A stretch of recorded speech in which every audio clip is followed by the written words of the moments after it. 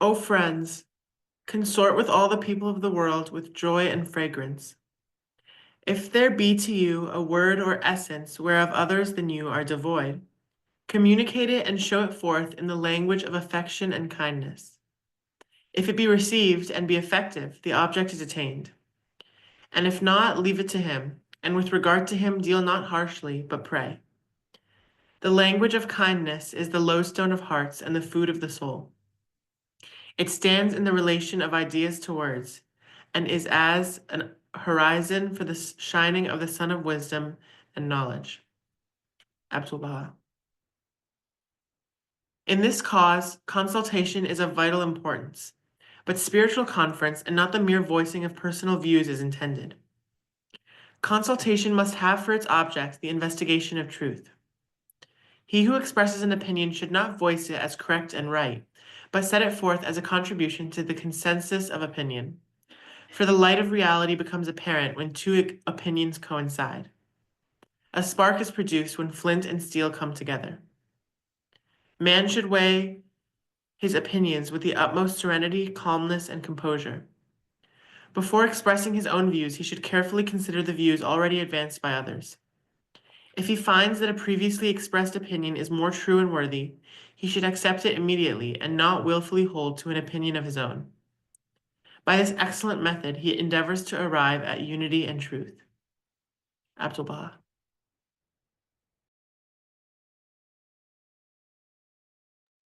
Thank you. So today we're really happy to have Ms. Sovaida Mani, and she'll be talking about Baha'i consultation as an expression of justice. Sovaida Mani Ewing is an author, speaker, international lawyer, life mastery coach, and founding director of the Center for Peace and Global Governance, cpgg.org, a virtual think tank and online forum that pools and proposes principled solutions to pressing global challenges. Her latest book, available on Amazon, is The Alchemy of Peace: 6 Essential Shifts in Mindsets and Habits to Achieve World Peace. She also hosts a live video podcast, Reimagining Our World, on Facebook and the CPGG YouTube channel that is dedicated to creating a vision of the world we want and infusing hope that we can make the choices necessary to attain it. So with that, I'll hand it off to Ms. Mani. Hello, everyone. Thank you, Paimane, for that gracious introduction. It's lovely to be in your collective presence. All right. Well, we have a really important topic today. For those of us who are members of Bahá'í Faith, we tend to take the topic of consultation somewhat for granted because we're raised in it and we're seeped in it, and yet there are so many facets. As I was doing some research and delving into the Bahá'í writings on the subject, I found a bunch of nuggets, and I'd like to share those with you. Before I start, however, for those of you who are not familiar with the Baha'i Faith, as for some of you, this may be your first time encountering it, I've been asked to give a short introduction. So hopefully you will get a little taste and want to go investigate for yourselves. So essentially, the Baha'is believe that there is a single creator who, out of his, her, its, whatever, it's very hard to describe something that is greater than we are, created us out of love. And out of this abundant love, sends guidance to humanity during the course of our human history from time to time. Now, this guidance comes as part of what Baha'is refer to as a greater covenant. So in some sense, this creator made a deal with us. If you read your story of Noah's Ark, that becomes very clear that the creator would not forsake us and would, in fact, out of love, continue to send us guidance and would not destroy us. Our part of the deal is when that guidance comes, we agreed to recognize and follow the teachings. So it's a quid pro quo, right? Two-part of a deal. So our part is to recognize the divine teachers who come with the guidance sent by the Creator at different times in human history. One of the cardinal principles of the Baha'i Faith is that religious truth is not absolute, but relative. Relative to what? Relative to humanity's capacity to understand and receive truth, spiritual truth, at any given time. So the capacity that humanity had in its age of collective infancy was very different from the capacity it had when it was a tween, and very different from the capacity it now has as it stands at the threshold of its collective maturity. And so here's some essential principles that go with this theme of what Baha'is refer to as progressive revelation, that this revelation sent by God is continual and progressive. It builds on each other. So with the coming of every divine teacher, a Moses, a Buddha, a Krishna, a Zoroaster, a Muhammad, a Christ, a Bab, Baha'u'llah, they're like teachers in school. Each teacher builds on the knowledge provided by the teachers gone below, and never intend for us to stop our education at second grade or third grade because we fall in love with the teacher. We also believe that all the great religions are divine in origin, that their basic principles are in complete harmony, that their aims and purposes are one and the same.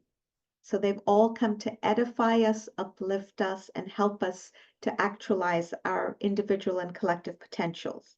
That their teachings are facets of one truth, that their functions are complementary, and that they differ only in the non-essential aspects of their doctrine. So in terms of their social laws or the secondary principles, like what you can eat or not eat, things that change with time because the exigencies of the time change. And that their missions represent successive stages in the spiritual evolution of humanity. The purpose of religion, according to Baha'u'llah, who was the prophet founder of the Bahá'í Faith, who appeared in Iran in the middle of the 19th century, is to bring about a transformation that manifests both in our inner life as individuals and in society's outer life. And in fact, he says that if you want to know if a religion is true, look at the effects it has. It's like a tree that gives fruits. If you're seeing transformation in the people who profess adherence to the faith, and if you're seeing a change in their societies and their communities, then it's something worth investigating. Baha'u'llah has come now at this period in our collective history for a reason, because I said before, we stand at the threshold of our collective maturity. We're going through the throes of a very turbulent adolescence, which actually explains a lot of the problems and the challenges we see in the world today. That's a whole nother topic. We're not going to delve into it today.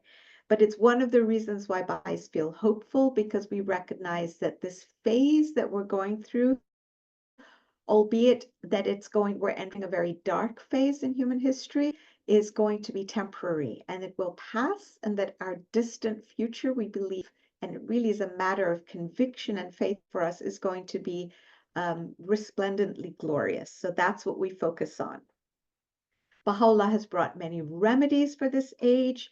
You will need to go investigate. I'll just throw a couple out that may pique your interest. One is that science and religion must go hand in hand.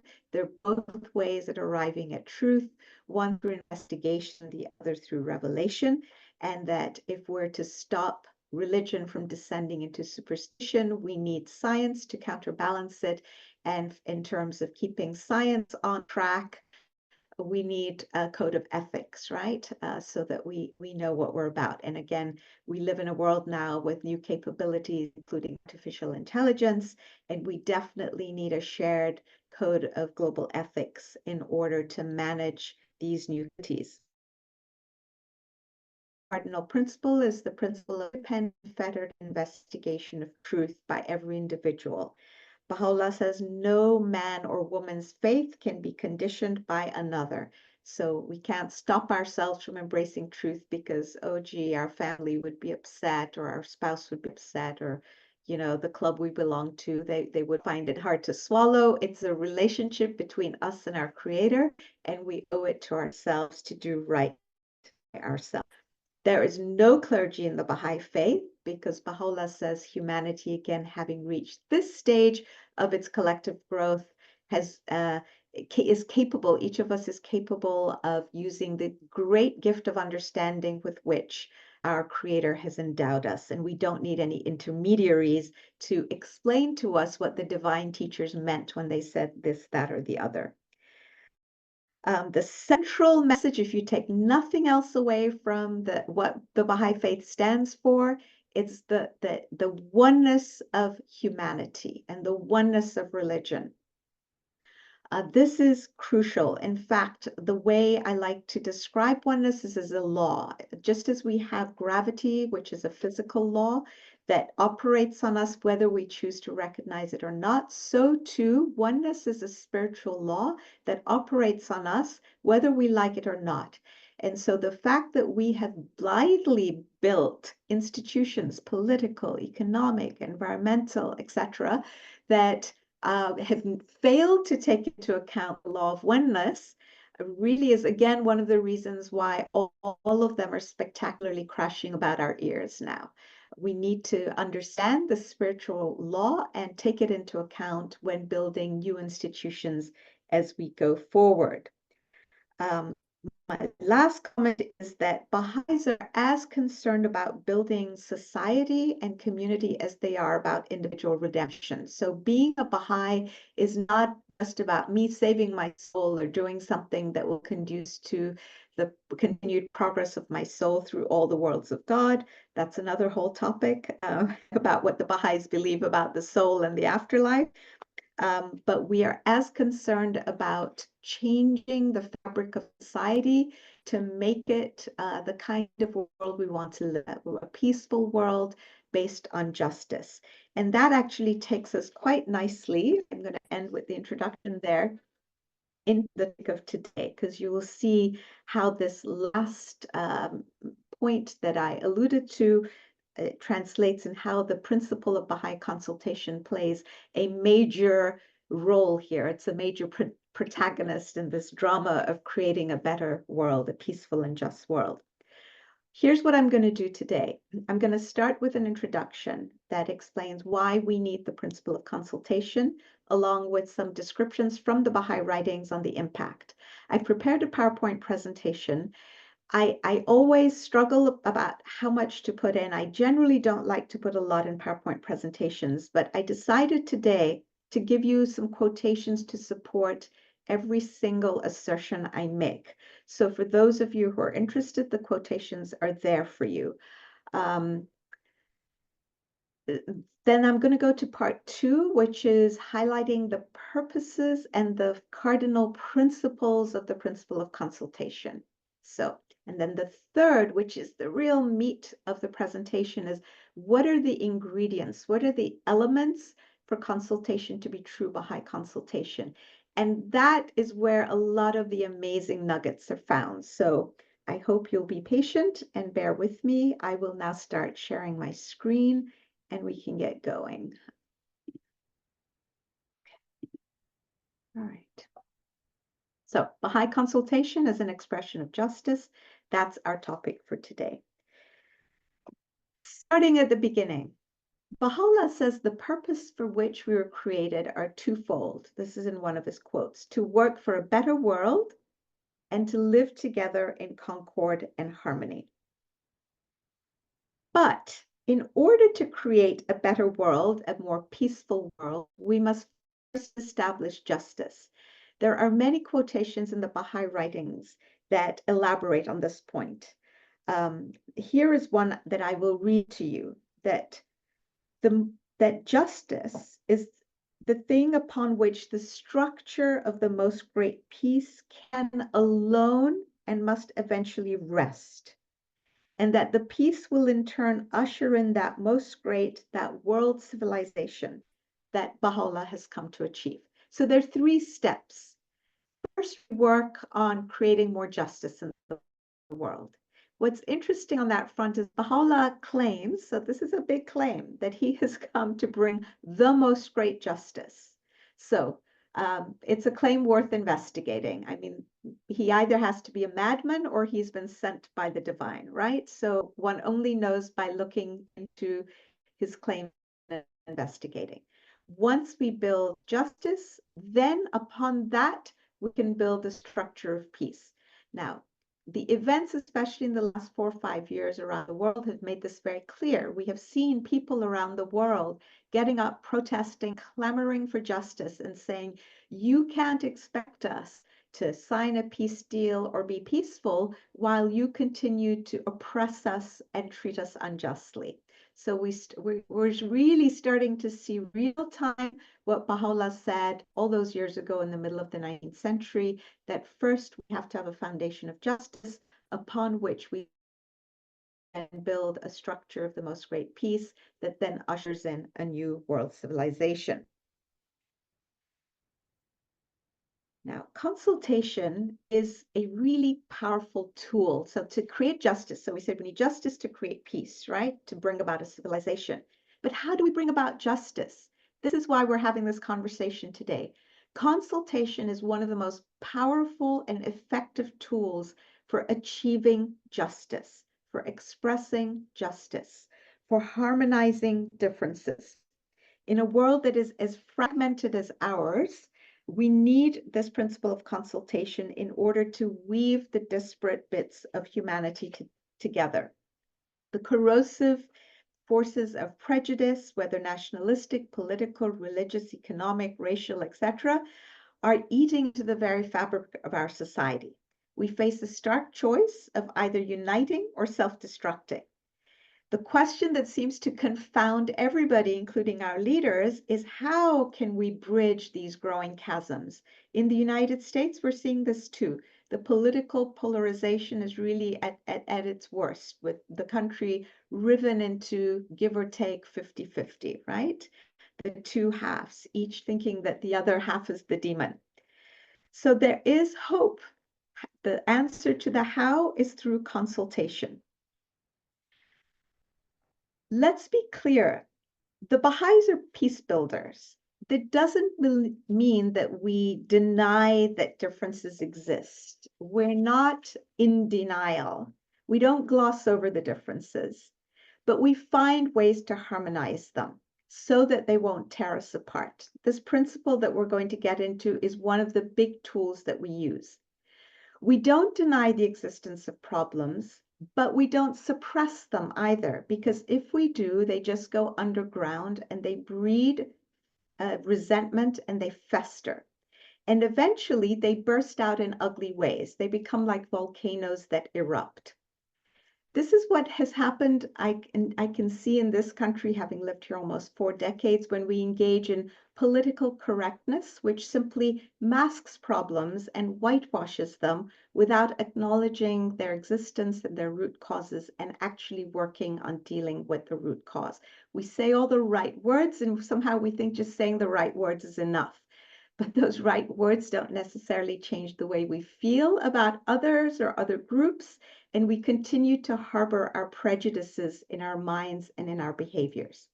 Consultation is a safety valve, and it provides a forum to air differences in a respectful and loving way, with the goal at arriving at truth that benefits everybody, not just one group at the expense of the other. Now, what's fascinating about this principle of consultation is it's a tool that each of us can use every day in every arena, and we thereby build this amazing muscle that then brings justice to the world. Last thing on this in this introduction is this, that consultation is also an amazing tool for achieving unity of thought about shared values.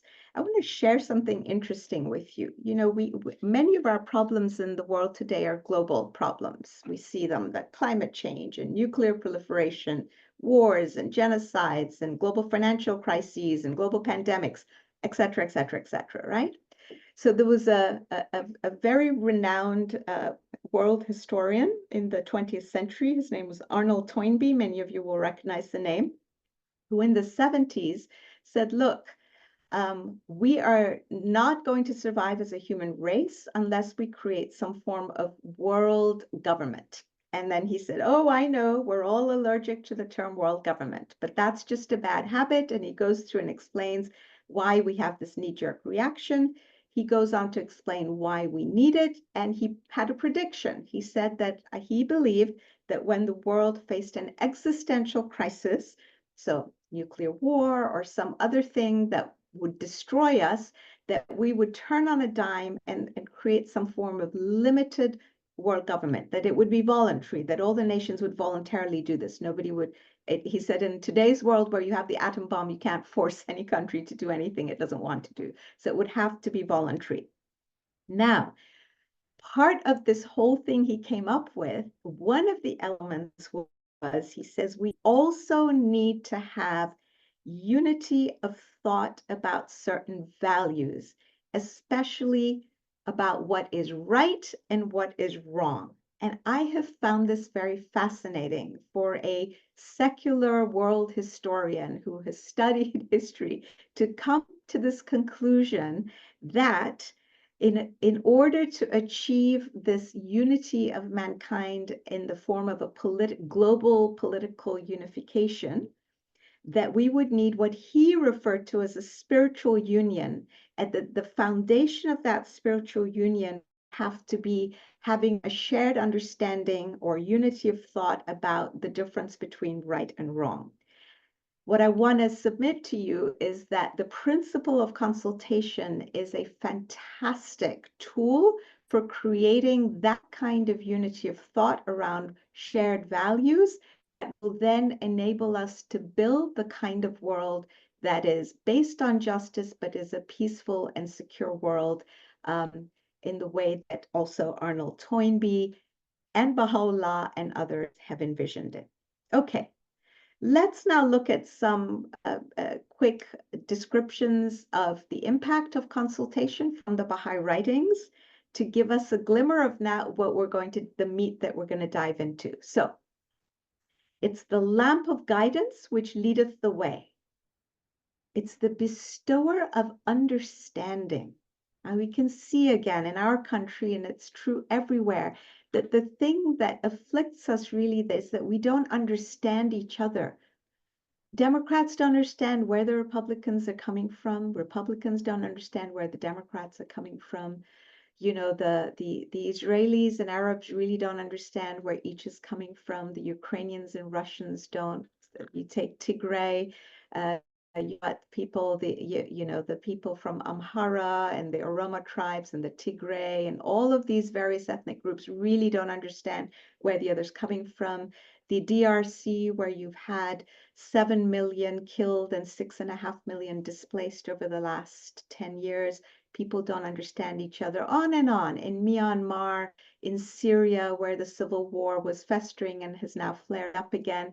The whole world is suffering from this plague of not understanding the other and demonizing the other. Consultation also manifests the maturity, the gift of understanding. This is actually a beautiful quote from the writings of Baha'u'llah. It says, for everything there is will continue to be a station of perfection and maturity. The maturity of the gift of understanding is manifest through consultation. Thirdly, consultation is and always will be a cause of awareness and awakening and a source of good and well-being. That's what we all want, right? And lastly, that it leads to the tranquility and felicity of the people.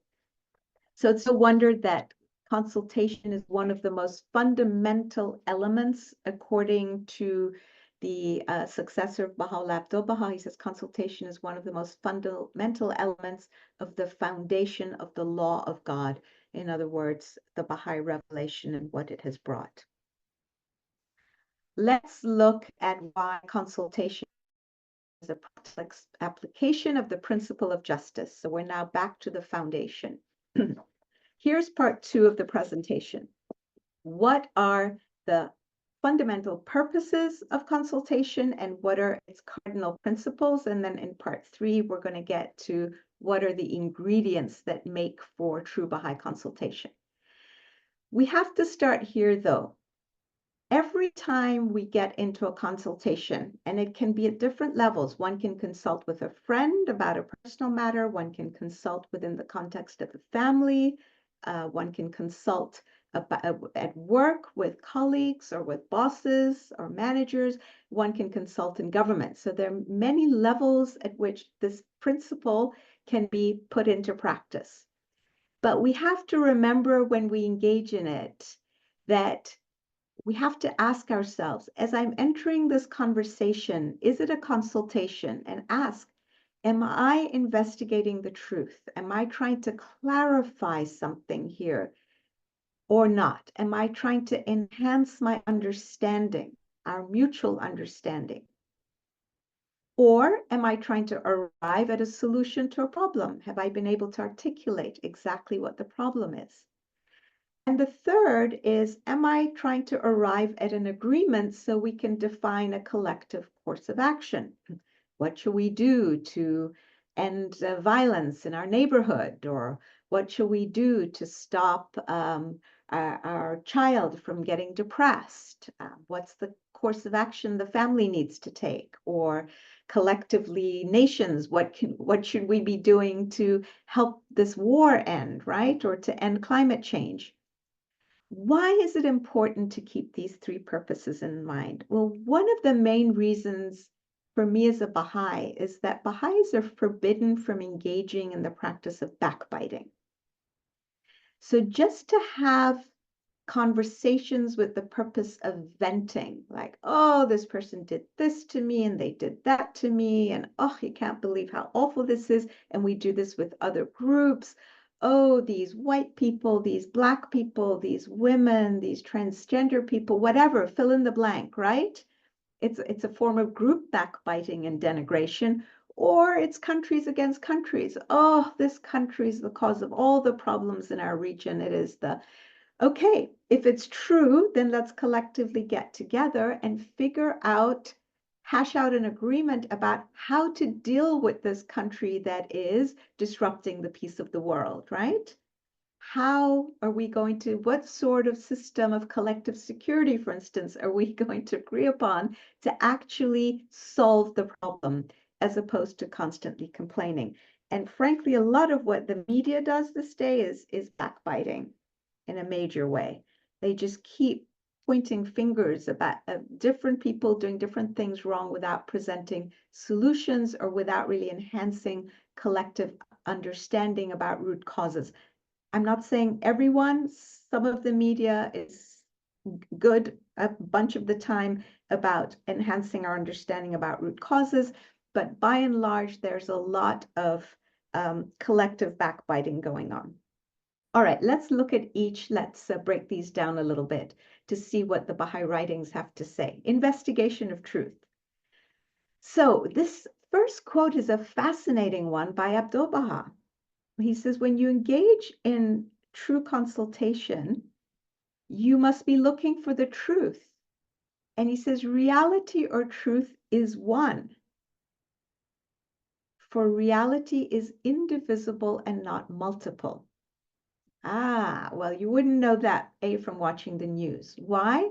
Because it's largely about opinions rather than facts or truth, right? So we've all gotten ourselves into this very weird place on social media and other forms of media and in our conversations of spouting a lot of opinions and mistaking them for facts. Here's the next quotation that actually deals with this problem head-on by the governing body of the Baha'i Faith called the Universal House of Justice. They say that the consultative process is, quote, understood as the collective investigation of reality. It promotes detachment from personal views, those are our opinions, gives due importance to valid empirical information, does not raise mere opinion to the status of fact, or, and this is the other big thing, define truth as the compromise between opposing interest groups. Let me give you a prime example of this last thing.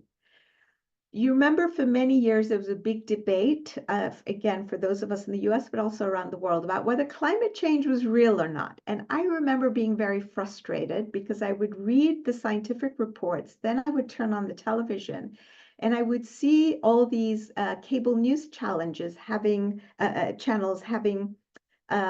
panels where they would bring people who argued that climate change was real, 50% of them, and then they'd bring people who argued it wasn't real. And the impression that people were left with was that it was a 50-50 thing, that, maybe it was real, maybe it wasn't, which was completely untrue. It was not truth as the compromise between two opposing interest groups. 96% of climate scientists agreed that climate change was real. There was no ifs, ands, or buts about it. And the remaining few percent didn't argue about the veracity of its existence, but just about the timeline of when it would hit catastrophically. And so the media did us all a huge disservice for many years by pitching truth as though it was a compromise between opposing interest groups.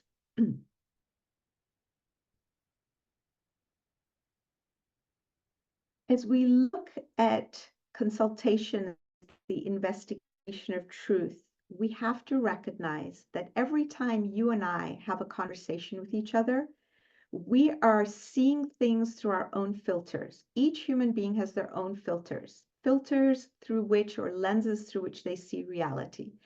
These lenses are shaped by our past history, the family we came from, the society we were born into, the schools we went to, our religion, our culture, all of this. And we don't even realize that we have biases and prejudices because of these lenses. So they create limiting beliefs in us. We have false assumptions that need to be interrogated, need to be brought to light. They act as veils or clouds, and consultation is really the best sphere in which to do it, and we'll see exactly how in a minute. The way I like to think of it is it's like being in the mountains. I love being in the mountains, like being in the Alps in the mornings when you look out of your window of wherever you're staying. If you look at the mountains, initially you don't see them.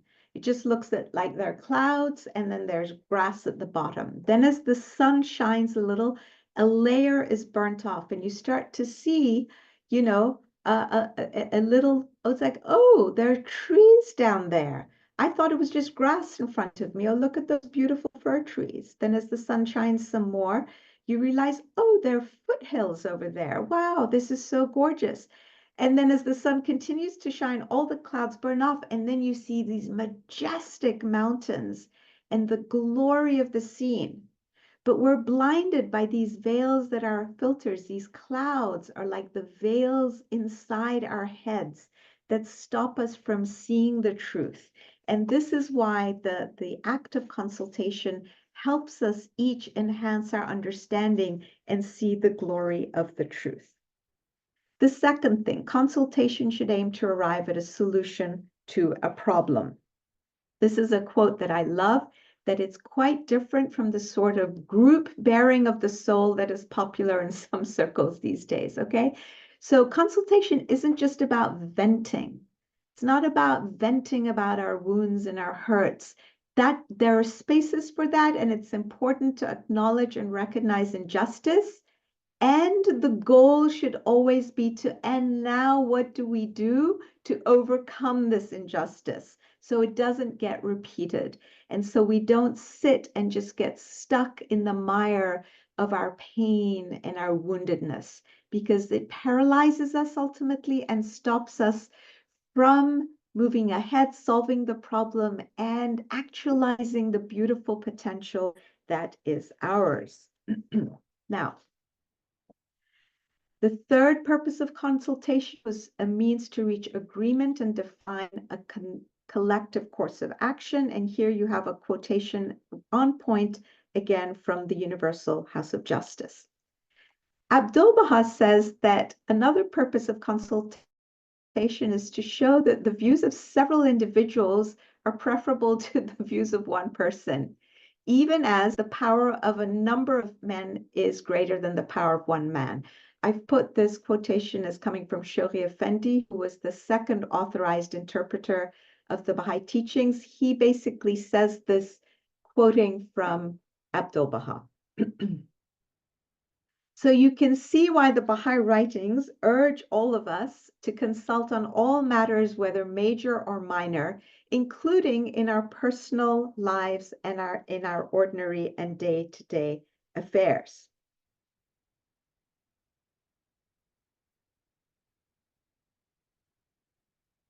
Okay.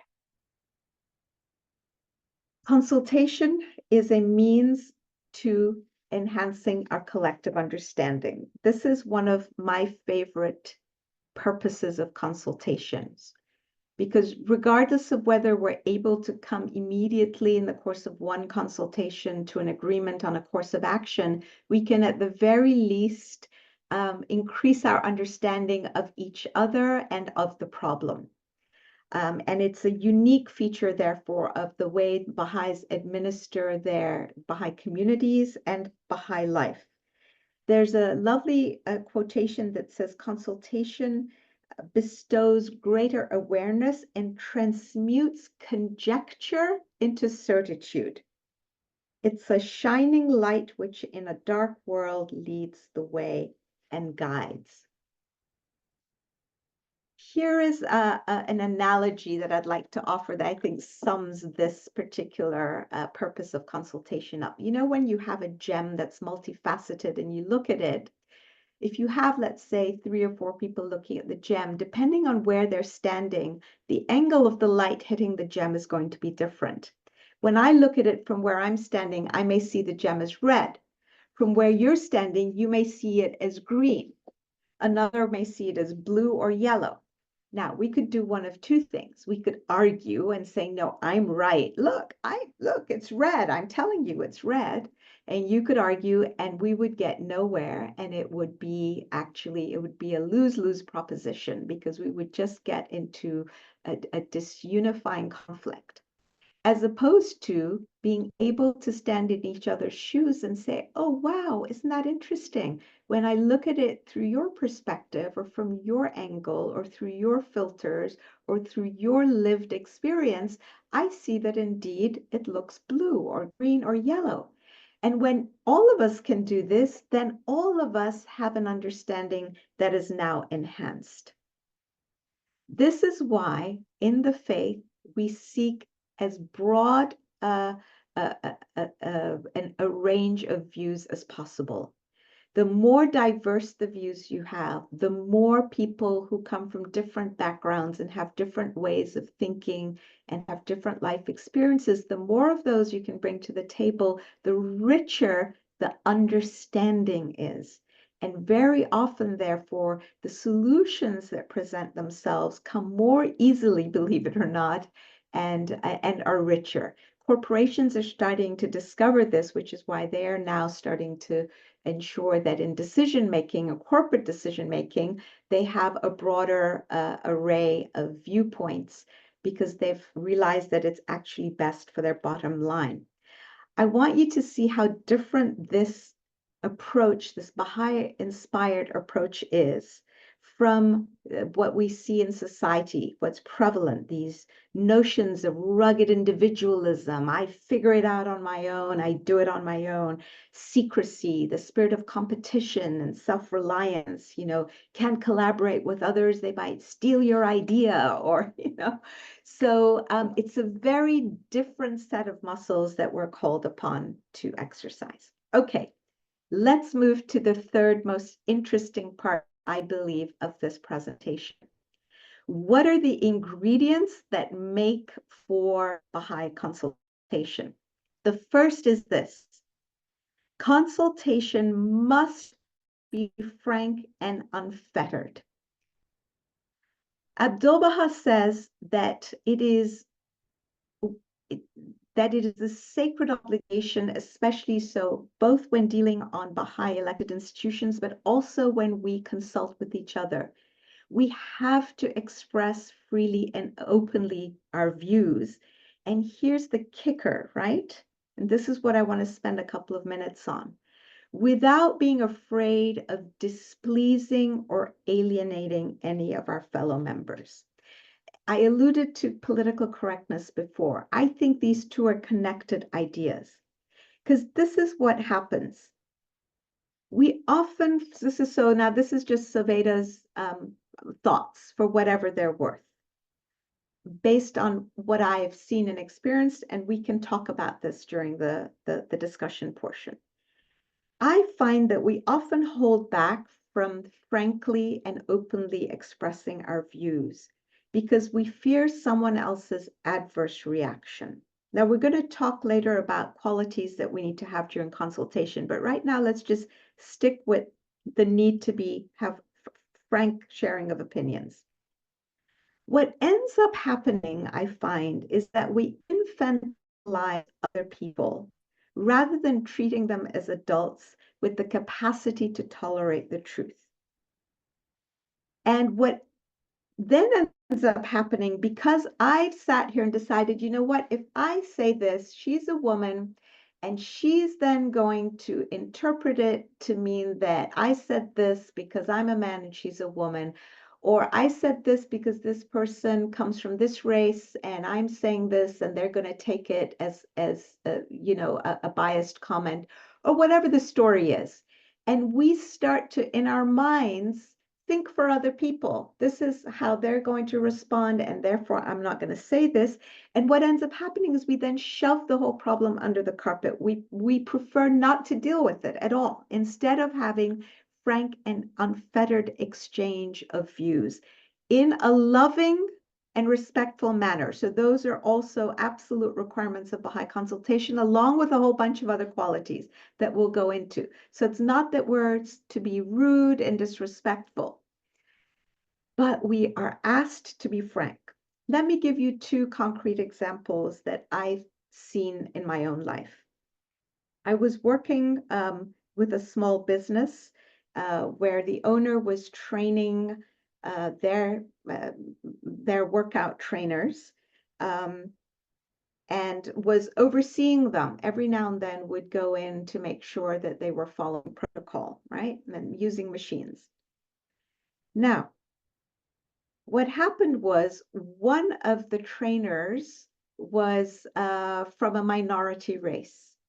And the owner realized that every time she gave feedback to this one woman, the woman got offended. She didn't take kindly to any kind of comments about her performance. The other two were of the same race as the owner, and they took the comments as, oh, well, thanks so much for the feedback. You're making me a better trainer, right? So as the owner gave feedback, trainers 1 and 2 improved their game. Consequence was clients really liked them and started asking for them.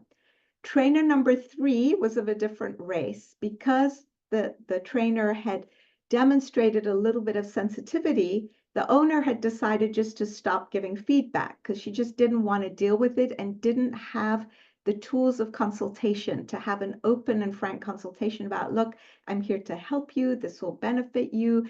Tell me what you're hearing when I'm saying things. Can I say things differently, etc. So she just withdrew from the training. She stopped monitoring, stopped supervising, and just let this person do their own thing.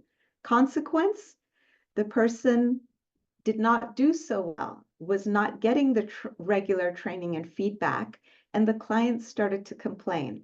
And soon she started to lose a lot of clientele, which affected the amount of money she was making. So you see all these knock-on effects just because one individual didn't feel empowered to be able to frankly and lovingly say, hey, listen, what is it you're hearing when I give you feedback? Why are you reading this as a personal attack? Here are the reasons why I think it's going to help you. So that's one thing. Totally different example. Parents and school administrators. Parents see that teachers' behaviors are not what they should be, or that there's bullying going on at school. So their kid is being bullied at school, but they're afraid to go to the administrator and say something because they're afraid that it will backfire and that their kid will then be singled out, and their grades will suffer. I mean, you hear the most astounding things. And so nobody says anything. So the poor child continues to be bullied at school, which has deleterious effects on the mental health of the bullied child. It destroys the whole environment of the class or the school. You have this toxic environment, and new people come into the school because the problem's never been highlighted or fleshed. The administration doesn't really know, so they don't have an opportunity to fix it. And new parents are continually sending their kids to the school that has this structural problem in it now, all because people are not comfortable frankly and openly expressing their opinions.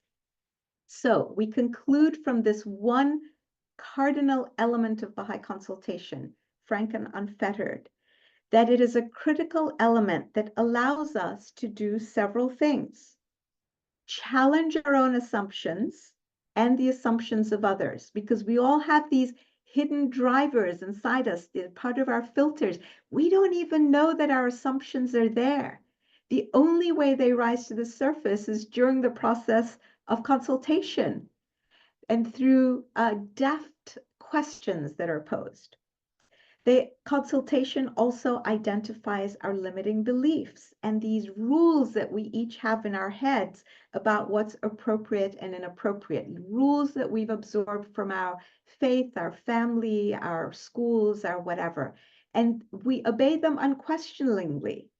Like a woman's place is at home. That used to be an old rule that people just accepted, right? Once you become a mother, your place is at home. Well, who said? Who said? For what purpose did they say it? Do I really need to follow this rule? Is this something that I choose to follow? Right? We have lots of rules like this. Consultation in an unfettered and frank manner helps us to reframe our interpretation of reality. Oh, this is what's going on. Well, how true is that? Is that really so? What the trainer, oh, she's just criticizing me. Is she really criticizing you? Usually your experience has been when someone from that race talks to you, they're criticizing you. But in this instance, is this person actually criticizing you, or are they trying to help you? So just offering potential reinterpretations helps. We expand our interpretation of reality, and most of all, we achieve unity of thought regarding next steps to take. Now, this principle of unfettered, frank investigation of truth is so important. We're starting to see, I want to give you an example of how it's affecting international life. So there are many countries now in which the leaders are starting to limit their exposure to smaller and smaller circles of advisors. As a result, they're losing touch with their people, and they are coming to fear them and to engage in policies that are more autocratic and repressive. There are a lot of really interesting studies that have been on this, have been done on this in many countries, including in India, where the leader there is apparently increasingly taking independent decisions without consulting advisors. There are podcasts on it. It's fascinating.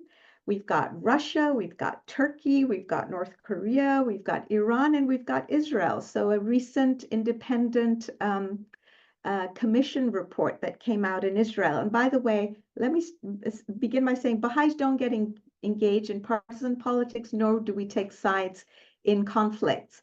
But it's very interesting when you get unbiased reports of behaviors of certain people or governments.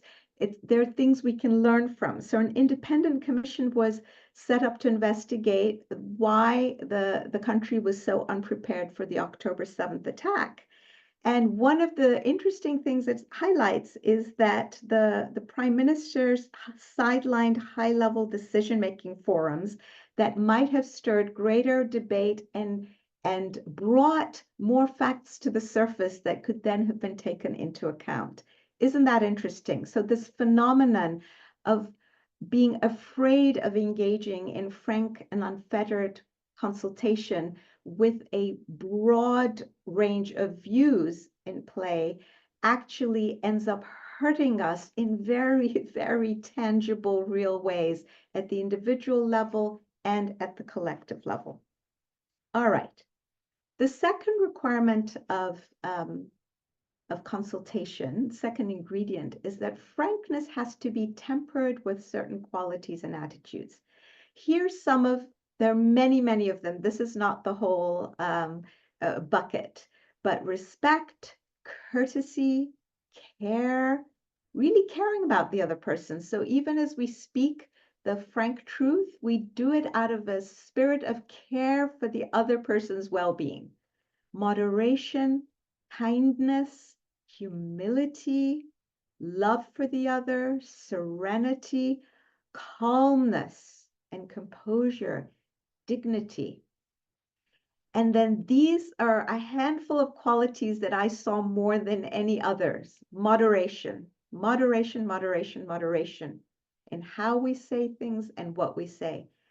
Absolute love and harmony, unity, patience, and restraint. Sometimes when you start to get feedback from the group, you realize, okay, maybe I can restrain what I'm saying a little while also frankly expressing my viewpoint. One thing we're urged to do at all costs, and I put it here because I love this. Here's the full quote. Patience and restraint should at all times characterize the discussions and deliberations. This is with respect to elected Bahá'í institutions, and no fruitless and hair-splitting discussions indulged in under any circumstances. This is from Shofi Effendi. Indeed, what we're asked to do is to have consultation that is spiritual conference. Wow. I mean, one could spend hours unpacking this one. When Baha'is talk about Baha'i consultation, we're not talking about the mere voicing of personal views. It is not the panels we see on cable news where people spout opinions endlessly to no avail. One doesn't come away elevated saying, oh my gosh, I feel like I've just participated or witnessed spiritual conference, right? So it's really interesting to delve into what would it look like to have a spiritual conference as opposed to just spouting a bunch of opinions. So here's another quotation that might help. Abdul Baha said we should be seeking the light of truth upon questions presented. So it goes back to intention of why am I entering this conversation? So the people on those panels on TV, before they cameras turn on, ask themselves, am I interested in shedding the light of truth, whether it accords with my personal opinion or not, the light of truth upon the questions presented, or am I eager to get on and just share my opinions based on my research and my studies and the book that I just wrote, right? So we should be seeking the light of truth upon questions presented and not a battleground for opposition and self-opinion. I love that word that Abdul Baha uses, self-opinion.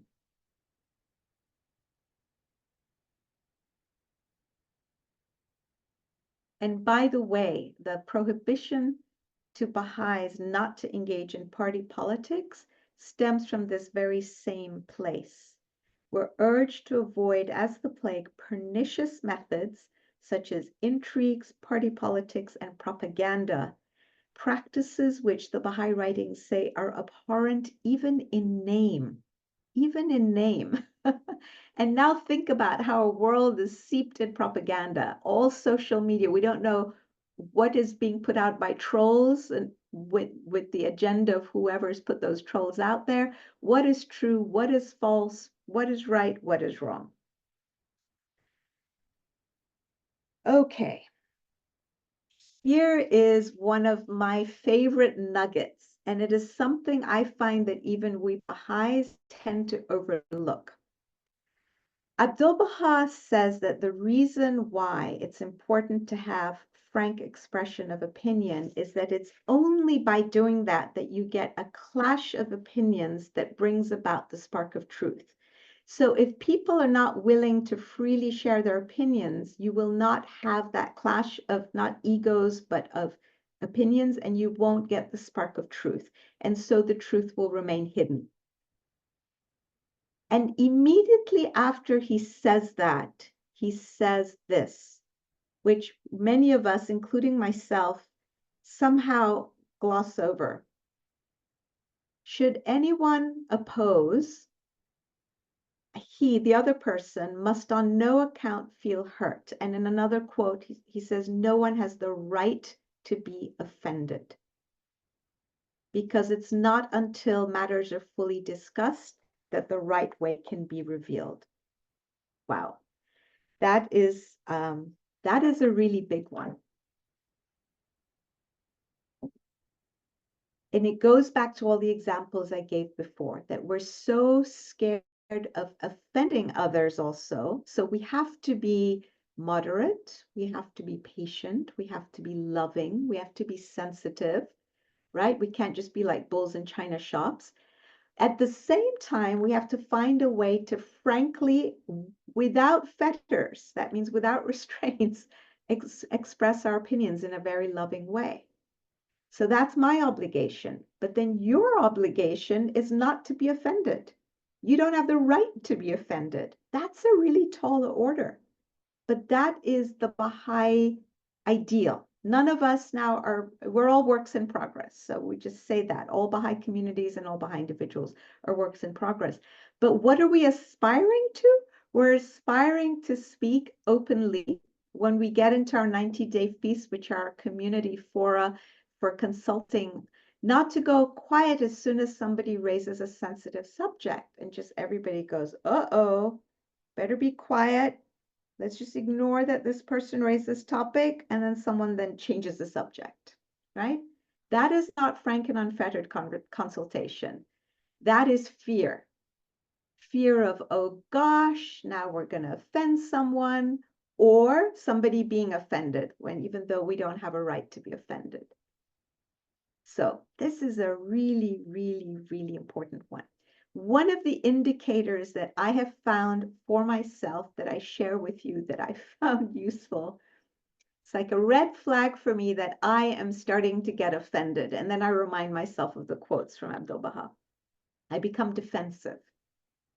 As soon as I start to sense in myself that I'm becoming defensive when someone is sharing something, they're just sharing in a loving, frank, and unfettered way their opinion, but it's hitting a button inside me. It's my button. I'm responsible for my button. They're not responsible for my button.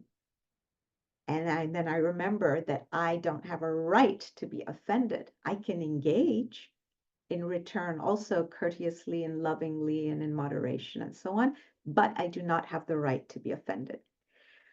So this is really hard, but very interesting.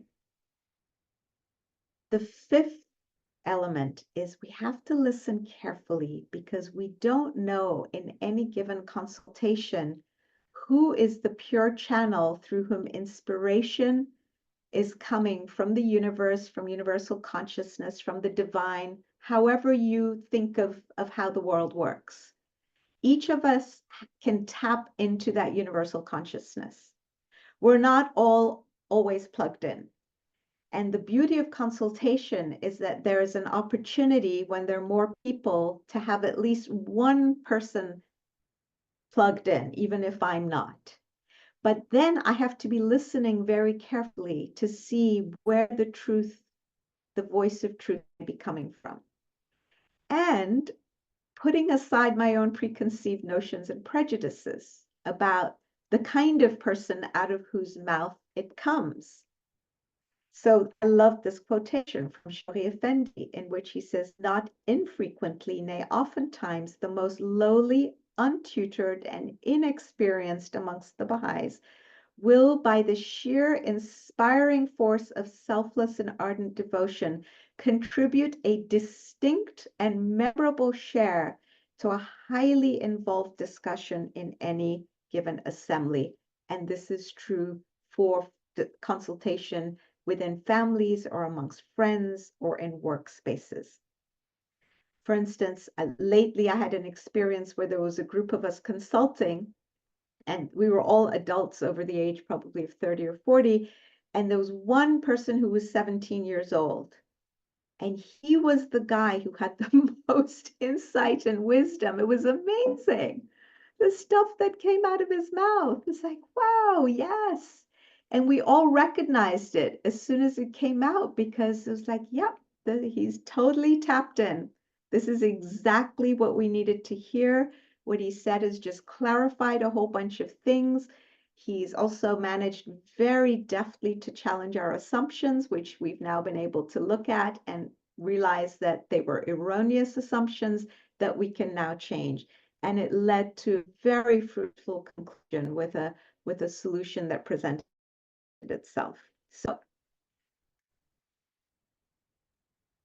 one of the cardinal principles of Baha'i consultation is when you put your opinion on the table, your frank and unfettered opinion, that idea then becomes the idea of the group. You completely detach your ego from it. And that we're looking for the clash of opinions to yield the spark of truth, not the clash of egos. That brings nothing but disunity and conflict. So here's a perfect quote from the Abdu'l-Baha. He who expresses an opinion should not voice it as correct and right. That's when we're attached to the opinion and we keep insisting. Yeah, but as I said, how many meetings have we all been in or groups where somebody says something, nobody responds, then 5 minutes later say, well, as I said before, I think this is it. And then nobody responds. And then they say, well, I just wanted to remind you all that I said X, Y, and Z. So say it once. If there's no take up, it means the group, it wasn't the thing for the group. So you let it go. It's the idea of the group. They've decided to discard it for now. We set it forth as a contribution to the consensus of opinion. And then when opinions coincide, it's like flint and steel coming together to produce the spark of truth, which I think is absolutely a beautiful analogy. So the magic in consultation happens when we do this. And by detaching our egos, several things happen. We prevent conflict. It stops us from repeating ourselves over and over, insisting that we're right, which also leads to impasses, conflicts, and then people's walls just go up. It shuts down and interrupts free flow of inspiration and creativity. And it actually stops us from seeing better solutions, because if I'm so attached to what I think, then when this beautiful other solution presents itself, I'm not seeing it because I'm looking here, the solution's over here, and I'm so focused on my own view that I just miss it. And the whole group loses out. Here is something unique to Baha'i consultation, especially on Baha'i institutions. Once a decision is taken, either by consensus or majority vote. So the ideal is to achieve agreement by consensus, but if not, Abdu'l-Baha says majority vote is perfectly good and fine. Everybody in the community, on the assembly, on the institution, first of all, everybody in the community must readily obey. We do not have such a thing as dissenting votes or dissenting opinions that are recorded. We don't come out of assembly meetings saying, well, it was 7-2 or 6-3 or whatever, or 5-4. There are no objections, there's no censure, and the community never learns how that consultation went, how any individual voted, how many voted in favor, how many against. All we know is that the assembly, qua assembly, has voted for this decision, and now we all jump to and say we readily obey. Why? Hear that first quote. Because it maintains unity. And even if a mistake has been made, even if the decision is wrong, if we try to implement it in unity and with love, we'll quickly realize that it was a wrong decision, and then we'll quickly be able to go back and right it, because there is unity of thought and unity of vision and unity of purpose. And then from the Universal House of Justice, that the voice of the majority is never to be challenged and always to be wholeheartedly enforced. Imagine what our political life would look like if once a majority decided something, we all lovingly arose to support it. Really hard.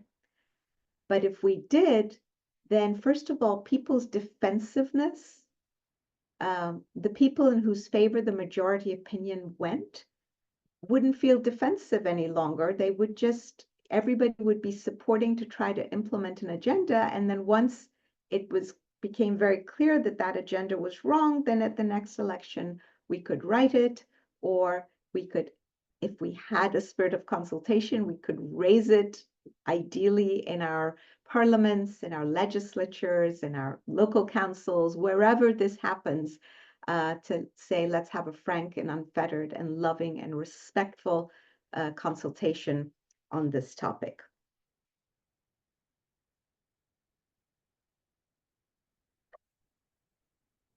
This is the last major requirement of consultation. We have to distinguish between rank or status, if you like, or the label somebody has, president of, member of this, of a legislature, member of a council, member of a local assembly, a councillor, whatever the story is, between rank and station. Station is my spiritual station. So one thing that's very clear, thank goodness, in the Baha'i writings for us Baha'is is none of us knows our own or anybody else's spiritual station. Hallelujah.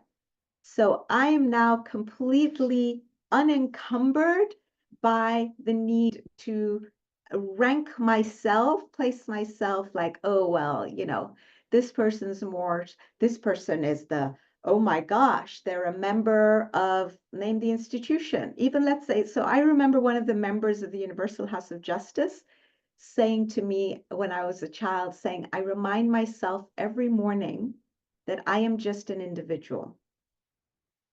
And that I have to be very careful to understand that the reason I've been elected to this body is just to serve a function for a particular period of time. That I happen to have certain skills and qualities that the Baha'i world needs at this time for this period. And that's it. And I remember him saying, but I remind myself that it says nothing about my spiritual station. And that probably when I go to the next world in the afterlife, I will realize that people from villages far-flung that nobody's ever heard of will have higher spiritual stations than I do. And that's how I put myself, I make sure that I stay humble and on task. That is the spirit that the Baha'i writings call us to, that we distinguish between the function of a person who is a member of an assembly, a counselor, an auxiliary board member, a member of an area teaching committee, a member of the House of Justice, and spiritual station. So we don't become a test to them and to their egos, because they're also human beings, and we don't become a cause of test to ourselves. And then here is what Shoghi Effendi says, talking directly to members of the institutions. They must regard themselves in no other light but that of chosen instruments for a more efficient and dignified presentation of the faith.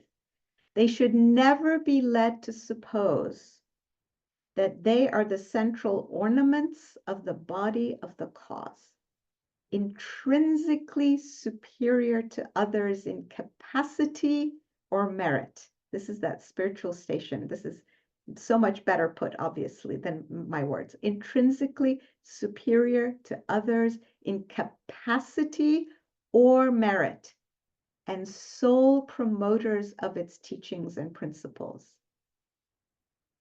I think we should all emblazon this. You know, put it next to our computers or before we start meetings or attend functions. And then speaking to members of the Baha'i institutions, there are many quotes. I just picked these two. There are so tens of quotations. They must at all times avoid the spirit of exclusiveness, the atmosphere of secrecy, free themselves from a domineering attitude, and banish all forms of prejudice and passion from their deliberations. This, folks, is what I see in the outside world. I serve on boards of directors, and this is what I see. You know, you look at Congress, you you look at governments, you look at local councils. Information is power, so you hoard information. You have an atmosphere of secrecy. I know better than you do. I get to make decisions in secret. It also allows a lot of corruption to be hidden. There is no transparency. It makes people feel like there's an us and them. Those who have power are there to misuse it against us. No wonder public trust in public institutions is at an all-time low because of these behaviors that we are told as Baha'is that we absolutely have to avoid. So I want to end with this. This brings us to a very important feature of the Baha'i faith. And that is that the Baha'i faith has come, amongst many other things, to reframe the concept of power, authority, and leadership. I'm just going to give you some highlighted points. And if you want more information, I will point you to where you can find it. Starting point. In the Baha'i conception, the role of those in authority is not to dominate and control us, but to do what? To create the environment in which we can all actualize our potential. When I see a person, a leader, who wants that for me, wants to create an environment where I can fulfill my potential and you can fulfill your potential, and my family can, and my community can, and my race can, and I get so excited, right? That's the kind of leader we need. Secondly, the Universal House of Justice says that power, the word power, should be associated with words such as, they give us a list, release. Release what? Release potential. Encourage. Wow. Channel. Channel capacity, channel skills. Guide. Not force and dominate, but guide and enable. Wow, we all need to be enabled and to be supported and to be accompanied. This is what people in power ought to be doing. The House of Justice, the Universal House of Justice, also says power is not a finite entity to be seized and jealously guarded. Go tell our leaders around the world that today. Rather, it constitutes a limitless capacity to transform that resides in the human race as a body. This was in a 2013 message from the Universal House of Justice. A good leader is able to create unity of thought, vision, and action. He or she merely fulfills a function. We just talked about this, rather than seeking a status. So here's another way to think about it. If we are an army of light that is here to diffuse positivity in the world, an army requires generals and foot soldiers. Not everyone can be a general, not everyone can be a foot soldier. But it doesn't mean that the general is somehow intrinsically superior. It's just that they happen to have skills that can, for now, help release and channel and guide the capabilities of all the foot soldiers. Next requirement, the duty and privilege of serving. So it's like a waterfall. Most of the power in the waterfall resides at the bottom, where it's the quietest, where the pool of water collects. Most of us like the big noise right at the top, you know, the splashing and the foam and all of that. But the rocks can't hold on to the water. It splashes over them and keeps moving down. So service is the goal of leadership. The ability to take people where they don't want to go but need to be. This is a quote from Rosalind Carter. So true. Climate change. We all need to be doing so much to save our world. We really don't want to go there because it's going to make our lives difficult. We have to give up stuff we really like, but we really need to be there. And we're lacking leaders that are capable around the world of taking us where humanity needs to be.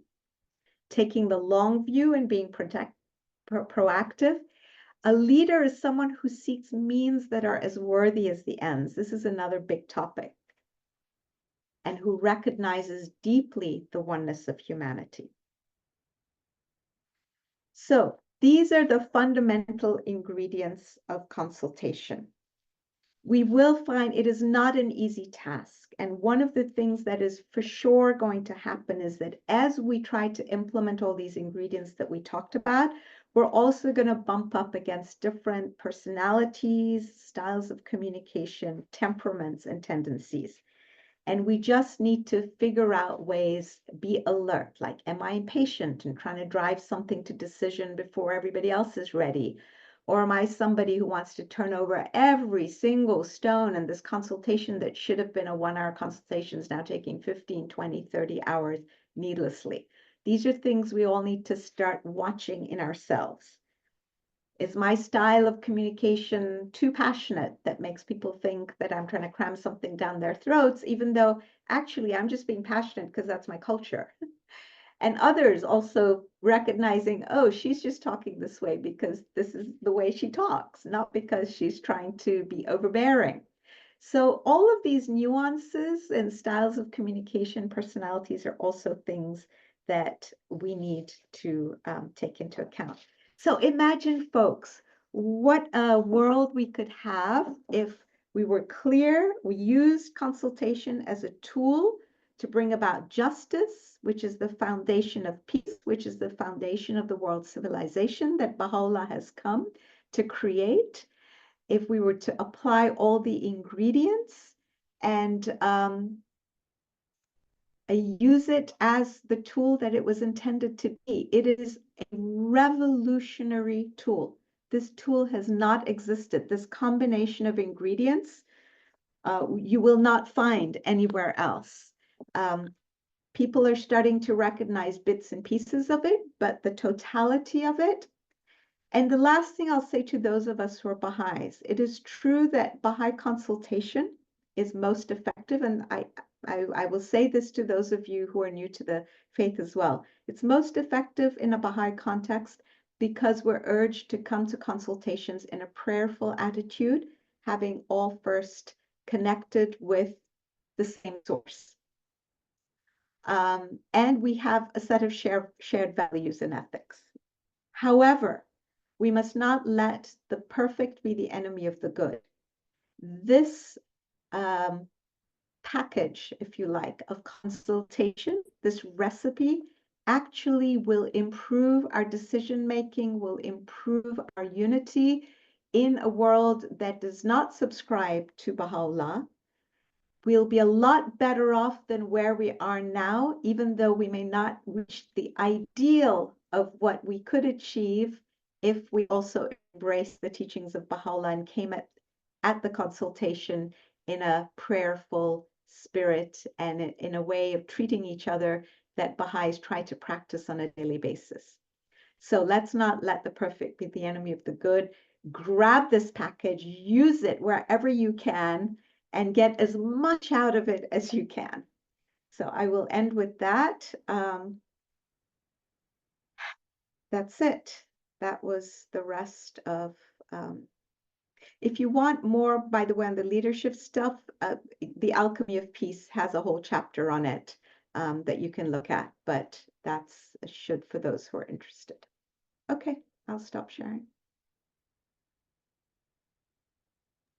Thank you so much for that talk. So if anyone has any questions, you can put it in the chat now, and we'll take a couple questions. The first one is, I hear many advisors to politicians say that we need diplomacy to solve problems that are facing us now. I think they mean consultation. Is that so?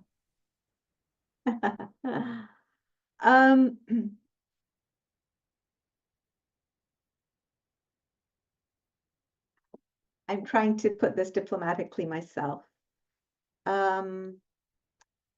Diplomacy can be an important ingredient in conflict resolution, but it is not consultation. So I worked at the State Department for 4 or 5 years as a lawyer, and so saw diplomacy up close. One of the arts of diplomacy is not saying a lot of truths. It's very much, it's based, this is my personal opinion, it is based to a large extent on sweeping certain things under the rug that are unpleasant to deal with because it's transactional and you want something. So let me be a little more concrete about this. So let's say you really want a war to end in a certain part of the world because you need the oil or minerals in that part of the world. That is your objective in wanting this war to end, not because you really want the peace and the good of humanity and you don't want those poor women, children, and men to suffer. In order to convince this nation to stop the war so that you can access the things that you want, you have to play nice with them. That's being diplomatic. So you don't raise, for instance, all the human rights atrocities they're committing, all the ethnic cleansing that they're engaged in, or the chemical weapons that they're using, or putting people, removing people, putting them in camps and putting them in labor camps. You say, oh, we're going to engage in diplomacy. We're just not going to mention all these things because it will raise their hackles and it'll get them upset. And if they're upset, then they're not going to want to engage with us on ending war, which we really need to do because we really need to get back to having oil, exported from that country to us. So that was just an example that I kind of plucked out of the air, just to give an example of what's going on. Or in the times when we wanted the assistance of nations to put an end to terrorism, we did the same. We turned a blind eye to a lot of things that we also claimed were principles of ours. It's a picking, diplomacy is really based on a picking and choosing of expedient solutions in the moment that requires prioritizing good. Right now, the good is getting the oil, so we'll forget about the human rights stuff and a whole bunch of other stuff. And these expedient solutions, we know now from having tried them for hundreds of years, don't work. They don't bring us peace. They don't bring us solutions to problems. They don't tackle the root cause of the problem. The problem, like the Syrian civil war, is a classic example. It started in 2011. It was hot for a number of years. Then it continued to fester. But you notice we hadn't been reading about the Syrian civil war in the papers for years. And now it's flared up again because the embers, the fire was never properly put out because we engaged in all kinds of diplomacy to manage things. And as long as it wasn't too hot and we didn't need to send troops and airplanes, that was good enough. So no, diplomacy is not the total solution to any of these problems. Thank you. When a Baha'i or non-Baha'i engages in Ruhi classes or cluster meetings, is that a form of consultation?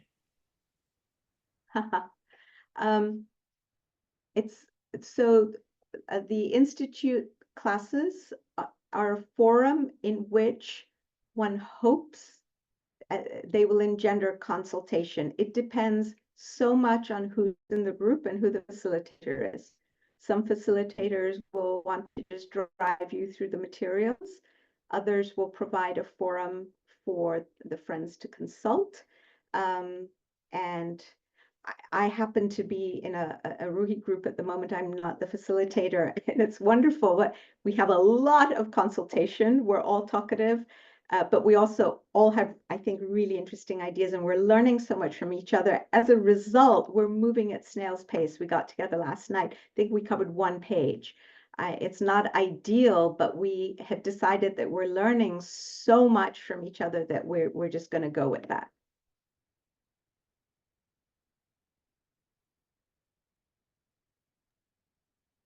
The next question is, I recall reading somewhere that one of the steps in consultation after gathering the facts is to identify the spiritual principles that could apply in a given situation. Do others recall reading that? If so, where would I find it? I think it may be in the handbook for assemblies, consultation of assemblies. And yes, it exists. I can't pull the quote out for you right now. I think what's it called? Building distinctive communities or something. It used to be. It's been many years since I've looked at that handbook. But yes, and the House of Justice, the Universal House of Justice, again, this is a a big principle in the faith. In the peace message, also, the Universal House of Justice, when they addressed the peoples of the world, said world leaders would do well when they're trying to solve a problem, but to first identify the principles involved and then apply them methodically to solving the problem, which gets around the expediency problem, by the way, right? Instead of saying transactionally here, what do I want out of this? You know, I want the oil and whatever. If the question is like, what is the principle involved here?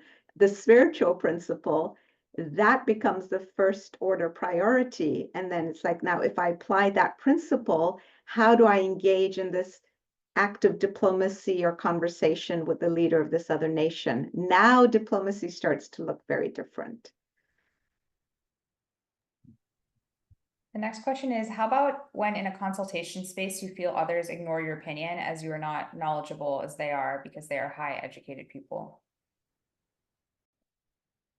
So that's a really interesting question. And the question I ask myself when I feel that way, and I do feel that way sometimes, is this my button? Is this my insecurity? Or is it them? And I've trained myself, and when I work with when I coach clients, I try to help them train themselves to ask questions. What if what I'm feeling isn't actually true? Maybe there's something completely different going on. So for example, I'm sitting in a meeting, I've said something, others, I feel, this is my feeling, have ignored me. Now, I immediately in my head go to, it's because I'm not knowledgeable, and oh my God, they think they're better than I am, they're more educated. What if, turns out later, one person's mother-in-law just died and she was just like in a different world. So when I spoke, had nothing to do with me or what they thought about me, they were somewhere else. Somebody else had a stressor at work, had left the office, come, and their mind was still noodling, what am I going to tell my boss? This conjunction of circumstances that actually had nothing to do with me, but I ended up interpreting their behavior as it being about me and it being about something they thought about me. And then I made myself royally unhappy. And then it led to behaviors like I then withdrew and I stopped participating in the consultation, or I got annoyed and angry and started making snarky comments, or, we have to check ourselves. And this is where we need to learn to challenge our assumptions, even in a situation like this. And it's hard. And sometimes maybe they are being prejudiced, but you know what? That's their prejudice. It's their problem. You don't need to make it your problem. And the whole community has to grow together. And if that problem means that now the community's been deprived of your opinion as part of the clash of opinions, so be it. We're all going to be held back until we all grow together. So, but you don't need to take it on and have hurt in you, right? Thank you. I think that's all the time we have today. Thank you so much again, Ms. Mani, for your talk. Yeah, welcome. Thank you for having me. Thank you all. Thank you. So our speaker next week will be Dr. Sipire Tahiri, and she'll be talking about the reverberating effects of war. So again, these talks are every Saturday at noon Eastern time, and I'll put the link to our YouTube channel and our mailing list in the chat. Thank you, everyone. Hope you have a good week. We'll see you next week. Bye.